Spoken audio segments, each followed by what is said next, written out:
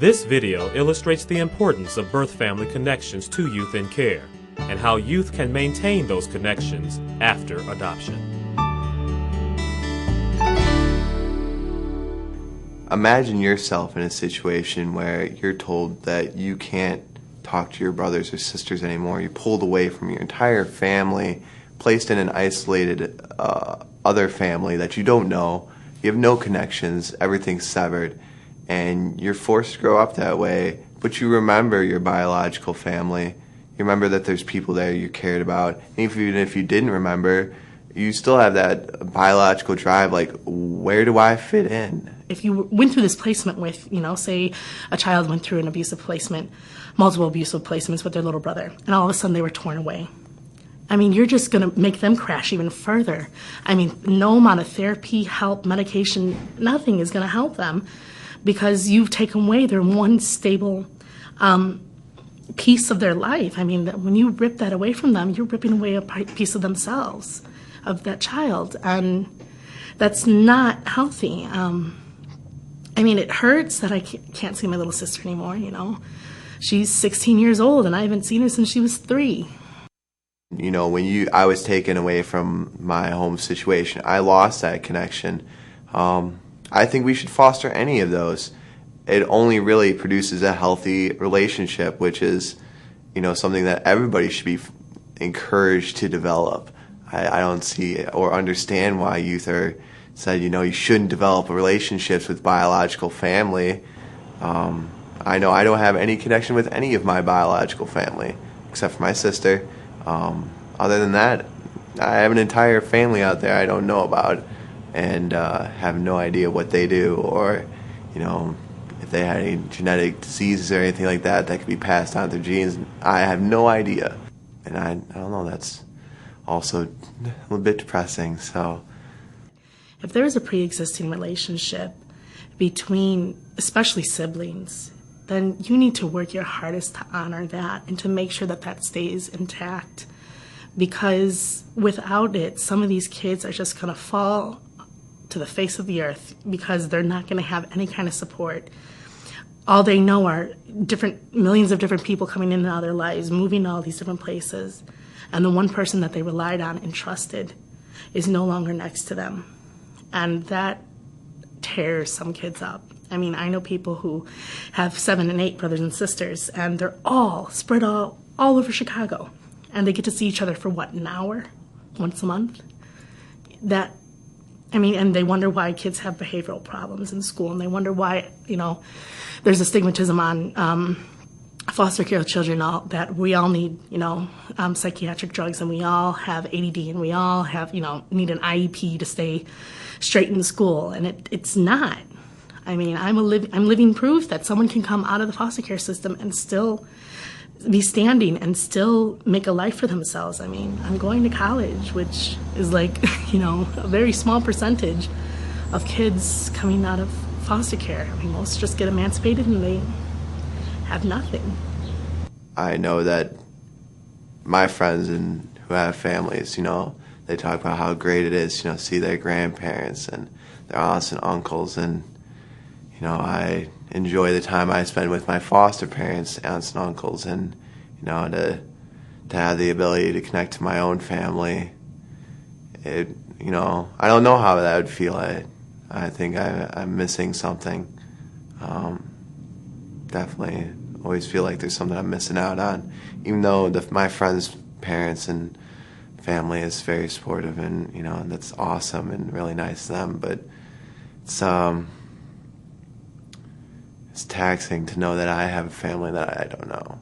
That's troublesome. So, I think that it will continue to affect me. Something that I'll probably have to deal with my whole life.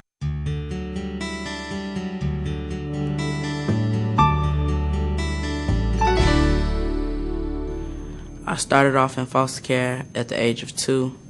Since then, I have been in 3 different placements, and my last is currently with the Smallins family, which I am now adopted. Being with the Smallins has helped me realize that love is unconditional. You can never run out. They took me in at the age of 6. and let me know that love is all around. I've been with the smallest for 9 years now. And since then, I've been able to see my birth relatives and birth mother. I say that staying connected with your birth relatives and birth mother is needed, because without knowing your birth family, it's like having somebody cut your heart out. You gotta wake up and go to sleep every night wondering, who is your parent? How's your other family like? Just painful to think about. Like, how would your life be if you never did know them? The reason why I let them have contact with their birth parents is because I put myself in their position.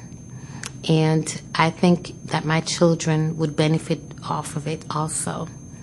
And I wanted it to be kind of easier on me also if they know their birth parents and they're able to make their decision, about their birth parents on their own.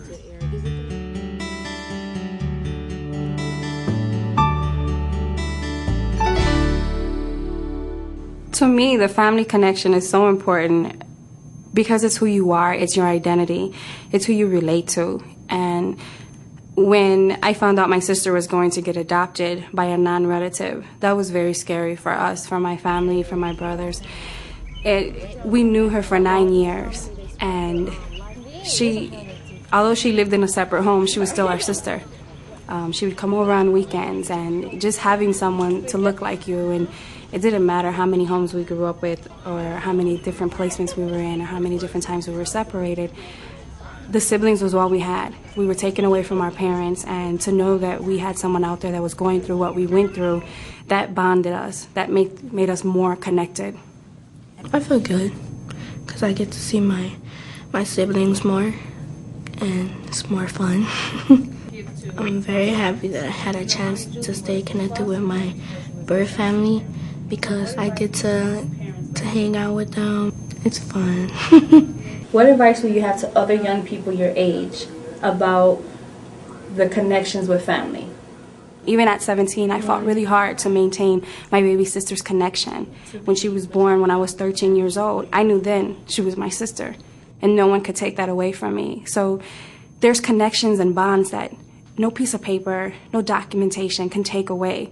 And you know it, it's just automatic. And she didn't live a day with us, but she was just automatically our sister.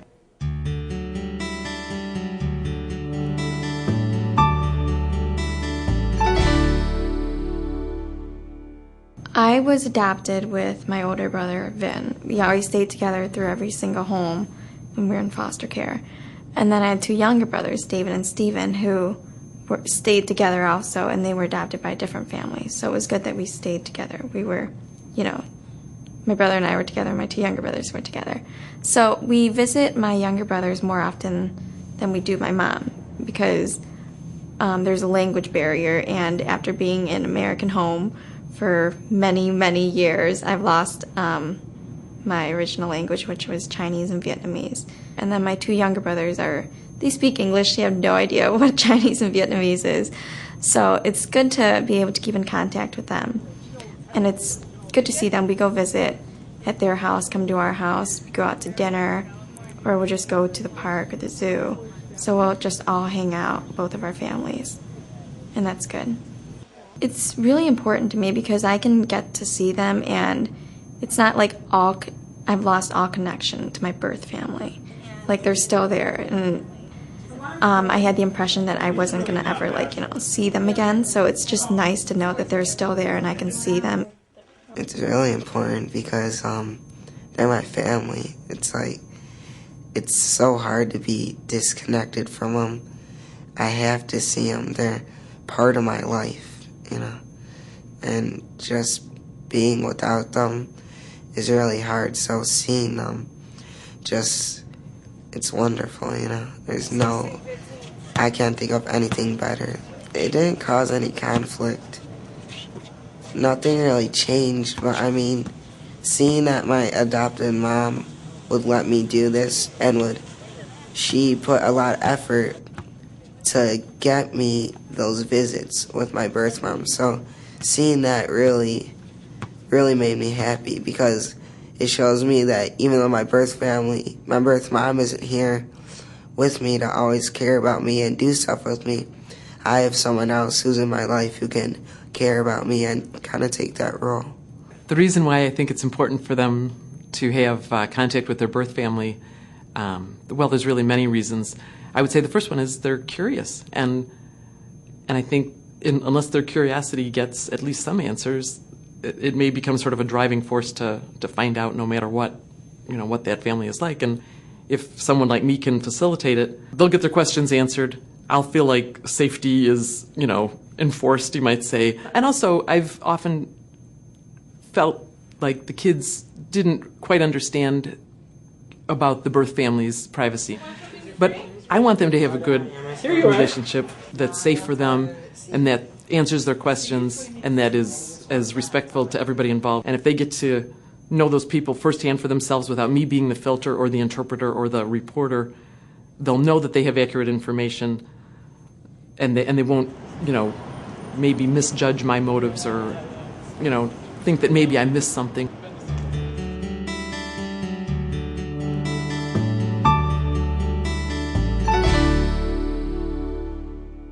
First of all, they lived so much of their life before they came to live with us. You can't just rewind and erase it.